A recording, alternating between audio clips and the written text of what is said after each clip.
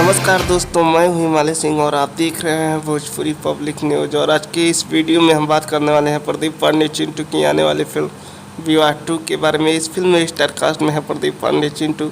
अभी हीरोइन का खुलासा नहीं किया गया है कि कौन सी हीरोइन रहेंगी, लेकिन कहा जा रहा है कि सूत्रों से मालूम चला है कि इस फिल्म में फिर एक बार संचिता बनर्जी और प्रदीप पांडे चिंटू की जोड़ी देखने को मिलेगी।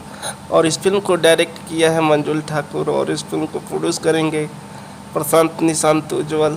और ये फिल्म यसी फिल्म्स के बैनर तले बनाई जाएगी। और इस फिल्म में एक बार फिर प्रदीप पांडे चिंटू संचिता बनर्जी की जोड़ी आप लोगों को देखने को मिलेगी। और इस फिल्म की शूटिंग का लोकेशन फाइनल हो गया है। जी हाँ दोस्तों, इस फिल्म की शूटिंग का लोकेशन और रिलीज डेट फाइनल हो गया है।